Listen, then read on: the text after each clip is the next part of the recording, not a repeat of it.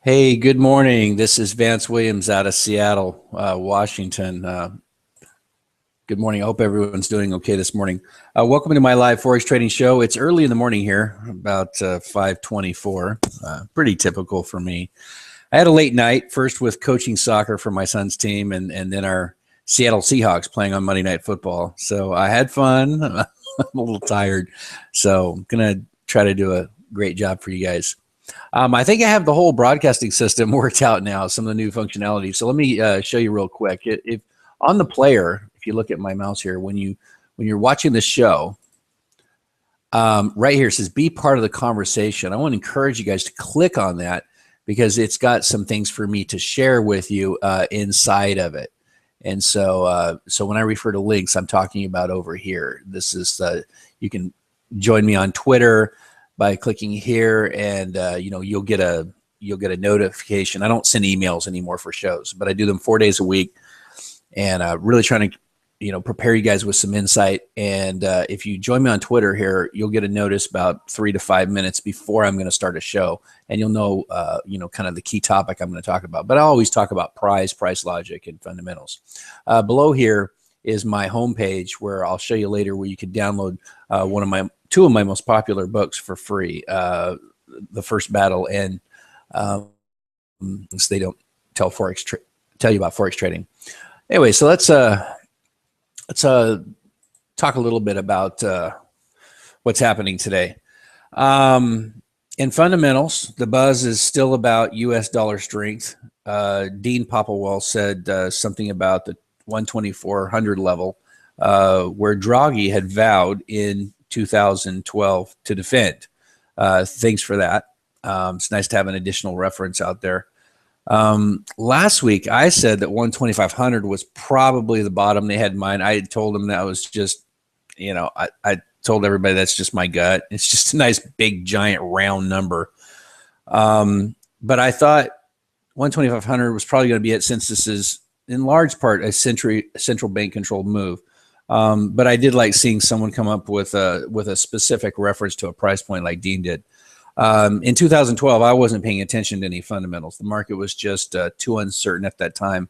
And that really brings me to my topic today that I tweeted out. For those of you who've been following me for a while, I was asked over and over for a couple of years, actually a few years, about trading long-term, trading daily charts and 4-hour charts. And each time you asked, I said that I began as a longer-term trader, and when there was a longer-term future anywhere in sight, I would begin trading longer-term again. I think now it gives me the opportunity to talk about that from a different angle, because there were so many people talking about trading long-term. Some people, I'm sure, were saying, "What is Vance talking about?" I said there was no vision of any long-term, and if without a vision, I couldn't trade it. So to trade long-term, there has to be reasons that back up those positions. At least in the markets that we've been in since 2008, you can't just look at the charts. There has to be some reasons. I mean, we just assumed prior to 2008 that the stories we were hearing long-term were correct, but people had to believe them, and they did. I followed the stories out there, and until recently, since 2008, there hasn't been a long-term future. Pound started to have one, last spring, where it looked like there was going to be some differentials with raising rates in the UK. It broke out of a 5-year range, and I said, well, maybe, and that's since reversed. But now there is a bit of a vision, at least in the way the central banks are talking, and that's followed up with some real fundamentals. You could see Draghi, back 4 to 6 weeks ago, talking down the euro. At the same time, Yellen out of the U.S. at the Fed began talking up the dollar, talking about an interest rate increase. At the same time, Draghi was talking about introducing more money supply, making more money available. They call it quantitative easing. I call it printing money. But anyway, but it does have a real function in this type of system. Around the same time, out of the UK, they reversed their feelings about the raising interest rates in the future, which was, kind of a talk that was going on I mentioned earlier. All of this came around the same time. So we can see fundamentals out about 6 to 12 months right now. But I think a lot of this movement has been based upon what the central banks have been saying. And the reason this is important is this poses a risk to long-term traders getting too comfortable with talk about fundamentals and a stronger dollar. Right now we've bounced. Let me bring it to charts. Right now we've bounced about 165 pips off of that 12500. The consensus is that we'll see a move lower yet. But watch for any change in the conversation in what the central banks are saying.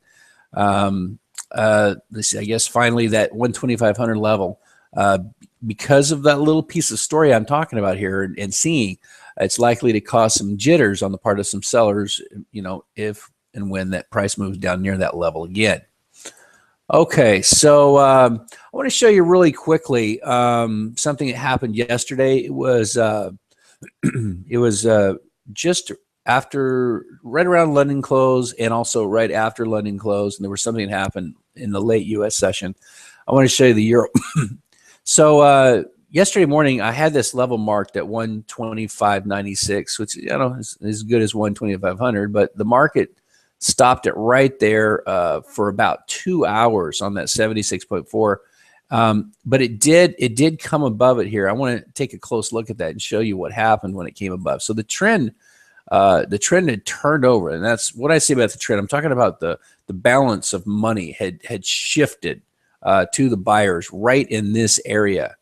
And so you can see this move here. Let's see how many pips it was. It was about 24. It moved up, pulled back to 61.8, and made a nice push. Okay, now what happened next? And let me show you. I made a post right when price was right here at 1430. Let me see if I can pull that up for you guys real quickly without taking a lot of time. Let's go here. By the way, you can also join RSS feeds on forexartofwar.com if you know how to use those, and you'll get notices on anything you like. Okay, so I had made a post after the morning show yesterday, a little later in the session, Euro USD SEPs, US sessions, and I'm showing you the setup that came after the balance of money shifted, and then you can see I'm showing you something in real time. Now I want to say here that if you look at this, it says, as a young trend, price pulled back to 61.8 for making a bigger move. That's right here. The most recent move, probably so strong, and I'm talking about this right here, because it was taking out some seller stops. So I said there might be a really good pullback and a smaller second push up. Okay, so now why was I thinking that? Well, it's unusual, at 1420 to have such strong moves. It's just different people are in the market. London's closed. The U.S. people usually, go out to lunch and don't come back. But so what I was seeing this movement here, especially this one right here, that's the one I was talking about. I was seeing that as stops being taken out. So I'm going to zoom out a little bit. Go out to about the 4 hour. You got to imagine there's a lot of big money positioned to the downside. And as they were taking this next push down, hoping for another push, there were some stops up in this area. And I thought that probably, let me get back to where we were. I thought that probably a big portion of this, because it was a pretty good size move. It was 40 pips in 5 minutes. I thought that was basically hitting some stops. And when it hits some stops, it's basically taking out old positions. It's not a bunch of buyers piling on the market. So I thought there would be a deeper pullback. So that was my thinking there. This move here, this was so late in the U.S. session. This is Asian session. We don't usually touch anything in that area.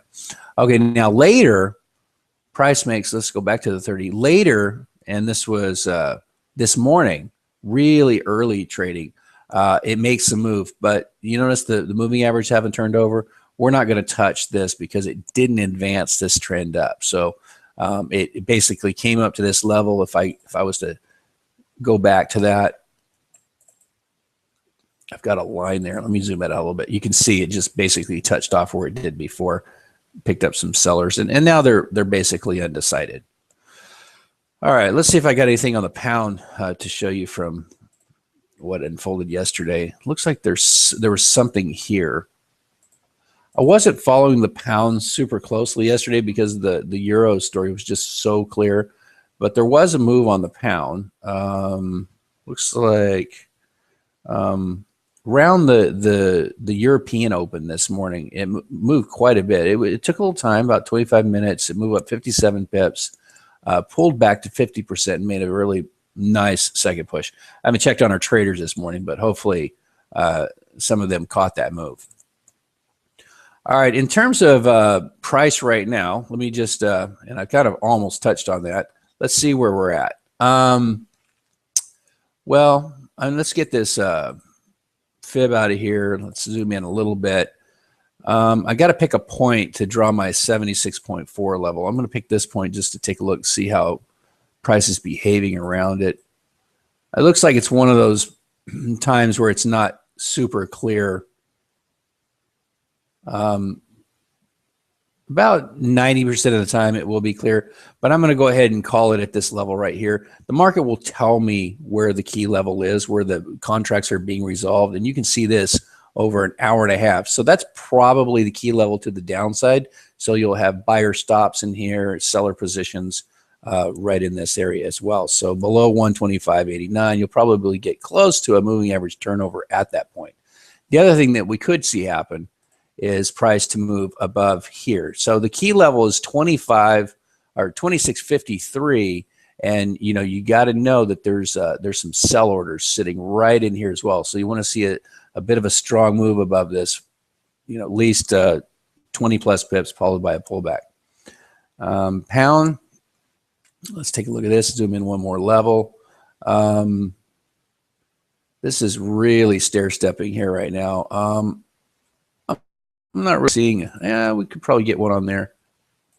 All right, so that's probably the key level. The moving averages aren't going to turn over there, so we're probably looking at a little bit lower. Let's see if we can find some meaningful level that's obvious to everybody. Not really. I don't see anything. So basically, you'll need to look for the moving averages to turn over and stretch out so you can get in and out with good risk management. To the top side, let's put a price on that. About right there, 160.104. So it's about the 160.100 level that's got some seller interest right at that area. Again, I'm not going to put a specific price, but look for these moving averages to turn over and then for it to stretch out. And then you got plenty of room before it runs into this 16,000 level down here. Okay, so a heads up, we haven't opened up our program for a couple of months to any new members. That's coming very soon, probably next Monday. Write to me if you'd like to learn more. I want to also show you, if you're looking at the links on the show right here, if you go to forexartofwar.com on the right here, I want to show you guys that, let's see, I've got a page up. Up here on the top right, you can just enter your name and email and get those 2 free books. And again, also on the system, where is it? There? No, it's not there. Where is it? There? It's not there. All right, I'm not sure where it's at. Oh, here it is. And then you've got Twitter here. You can follow me on as well. So I hope you got just one idea that helps you with your trading. My goal is always value and efficiency, helping you with your goals. So I hope you got one good idea this morning that helps you. To our members, you guys, I'll see you in our live trading room coming up here at in about an hour at 9:30. Cheers, everyone.